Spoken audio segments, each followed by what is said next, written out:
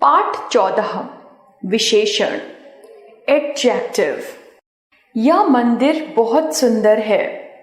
अशोक चक्र में 24 तीलियां होती हैं। रागिनी अपनी छोटी बहन के साथ खेल रही है। बच्चों, चित्र के नीचे लिखे वाक्यों को पढ़िए।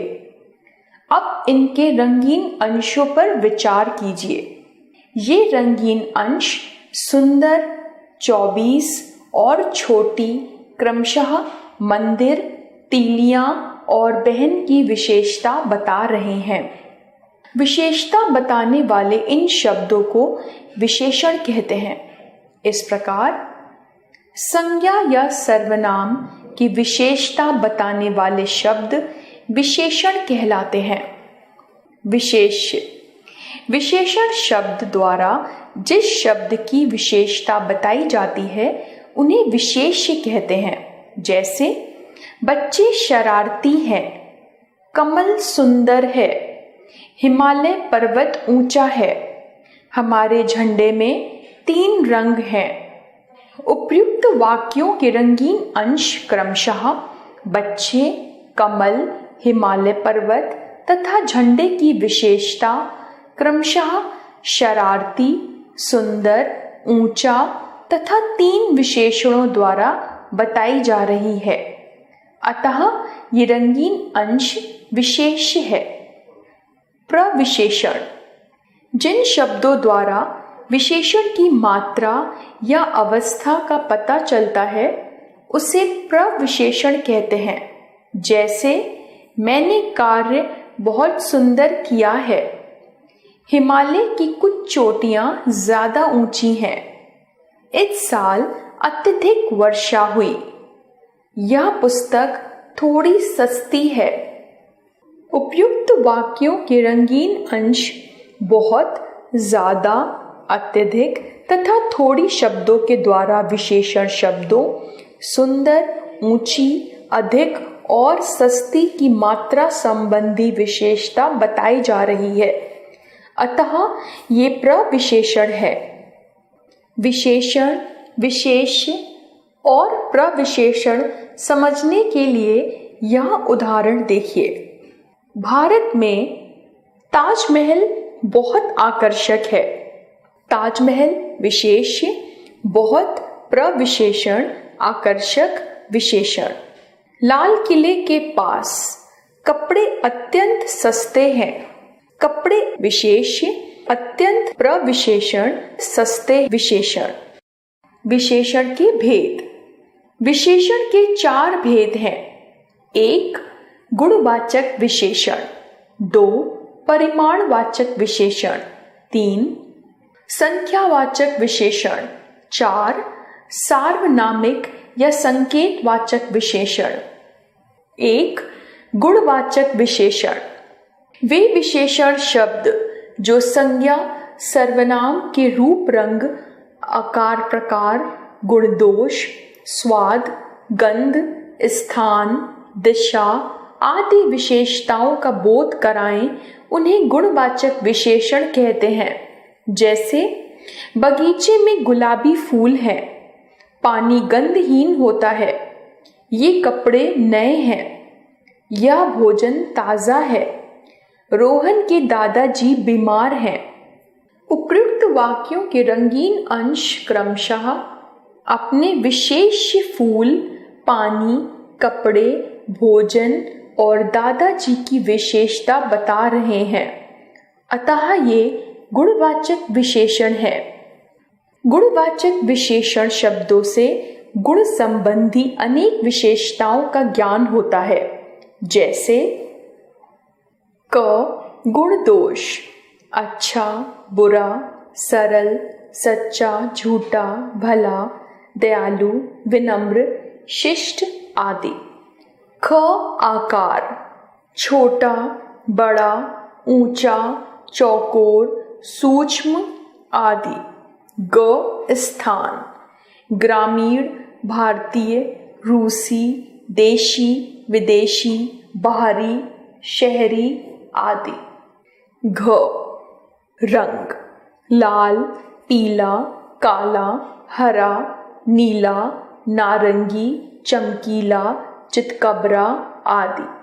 अंगा, दशा, अवस्था, नया, पुराना, बिगड़ा हुआ, अस्वस्थ, बलशाली, रोगी, अमीर, गरीब आदि।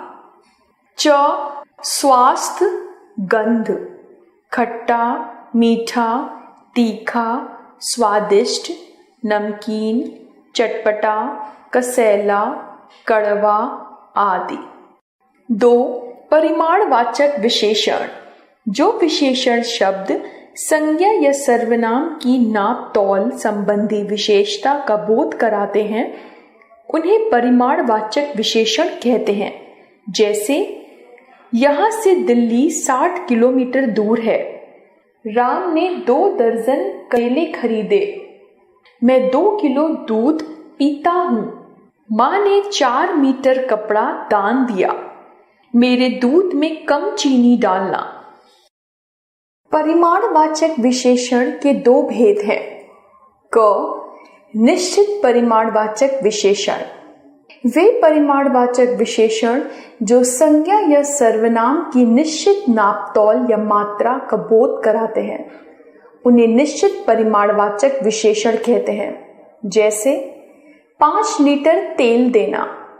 1 तोला सोना भी बहुत महंगा है। शरद ने 3 मीटर कपड़ा खरीदा। पिताजी 10 क्विंटल गेहूं खरीद लाए।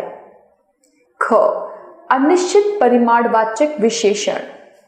जिन परिमाणवाचक विशेषणों द्वारा विशेष की निश्चित मात्रा तथा माप तौल का पता नहीं चलता है, अपितु अनिश्चित परिमाण का बोध होता है, उसे अनिश्चित परिमाणवाचक विशेषण कहते हैं। जैसे, मैंने ढेर सारा मक्खन खाया। निर्धनों में कुछ धन बांट दो। मिठाई में कई किलो दूध लगता है। 3, संख्यावाचक विशेषण। जो शब्द संज्ञा या सर्वनाम की संख्या संबंधी विशेषता का बोध कराते हैं, उन्हें संख्यावाचक विशेषण कहते हैं। जैसे, कुछ कबूतर दाना चुग रहे हैं। 4 कबूतर दाना चुग रहे हैं। उपयुक्त वाक्यों के रंगीन अंशों द्वारा विशेष की संख्या बताई जा रही है, अतः ये संख्यावाची विशेषण है। संख्यावाचक विशेषण के 2 भेद हैं। क, निश्चित संख्यावाचक विशेषण। जो संख्यावाचक शब्द अपने विशेष संज्ञा की निश्चित संख्या का बोध कराते हैं, उसे निश्चित संख्यावाचक विशेषण कहते हैं। जैसे, हमारे गांव में 2 विद्यालय हैं। राम के पास 3 पेंसिल हैं। मानसी के पास 1000 रुपए है। उपयुक्त वाक्यों के रंगीन अंशों द्वारा विशेष की निश्चित संख्या का पता चल रहा है, अतः ये निश्चित संख्यावाचक विशेषण है। ख, अनिश्चित संख्यावाचक विशेषण। जो शब्द संज्ञा या सर्वनाम की किसी निश्चित संख्या का बोध नहीं कराते, बल्कि अस्पष्ट अनुमान प्रस्तुत करते हैं, उन्हें अनिश्चित संख्यावाचक विशेषण कहते हैं। जैसे, कुछ बच्चे चंदा मांगने आए हैं। तुम्हारी थैली में बहुत से संतरे हैं। कई वर्ष पहले की बात है। उपयुक्त वाक्यों के रेखांकित अंशों द्वारा विशेष की संख्या का स्पष्ट ज्ञान नहीं हो रहा है, अतः ये अनिश्चित संख्यावाचक विशेषण है। 4, सार्वनामिक या संकेतवाचक विशेषण। जो सर्वनाम शब्द विशेषण के रूप में प्रयुक्त होते हैं, वे सार्वनामिक विशेषण कहलाते हैं। जैसे, यह किताब उठा दो। कोई आदमी मिलने आया है। उसने मुझे बुलाया है। उपयुक्त वाक्यों के रंगीन अंशों द्वारा क्रमशः किताब, आदमी और उसकी ओर संकेत किया जा रहा है, अतः ये सार्वनामिक या संकेतवाचक क्रिया विशेषण है। विशेषण शब्दों की रचना। विशेषण शब्दों की रचना संज्ञा, सर्वनाम, क्रिया, अव्यय शब्दों आदि से की जाती है। जैसे 1. संज्ञा से विशेषण बनाना। संज्ञा विशेषण: गुण गुणी, पाप पापी, मास मासिक, शब्द शाब्दिक, आदर आदरणीय, भाग्य भाग्यशाली, उपयोग उपयोगी। जाति जातीय, राष्ट्र राष्ट्रीय, परिवार पारिवारिक, अर्थ आर्थिक, अंक अंकित, रक्त रक्तिम, भूख भूखा। 2. सर्वनाम से विशेषण बनाना। सर्वनाम विशेषण: जो जैसा, यह ऐसा, मैं मुझसा, कौन कैसा, वह वैसा, तुम तुमसा। 3. क्रिया से विशेषण बनाना।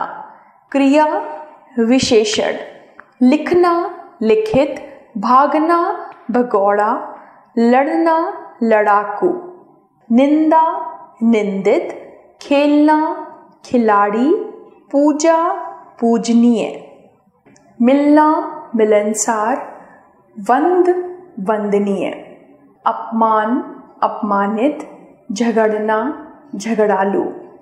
4. अव्यय से विशेषण बनाना।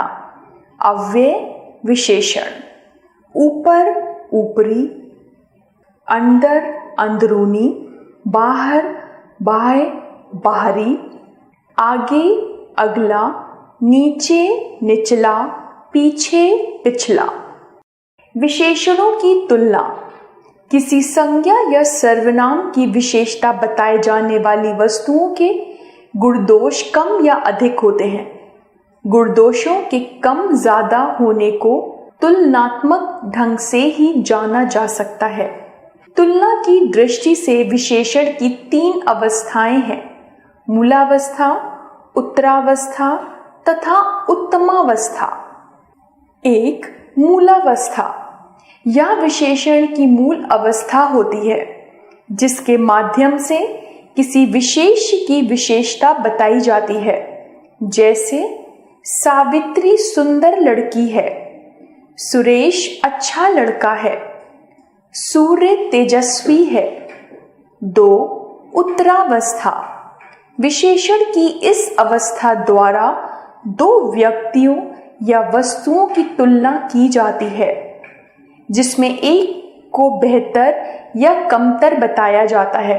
जैसे नैतिक चेतन से अधिक बुद्धिमान है, सविता कविता की अपेक्षा अधिक सुंदर है, मेरा भाई तुमसे अधिक लंबा है। 3. उत्तमावस्था: विशेषण की इस अवस्था द्वारा 2 से अधिक वस्तुओं की तुलना करके किसी एक को सबसे सुंदर या निकृष्ट बताया जाता है।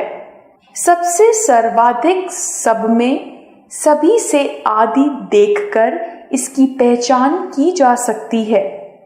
जैसे पंजाब में अधिकतम अन्न होता है, संदीप निकृष्टतम बालक है, गंगा नदी सभी नदियों में श्रेष्ठतम है।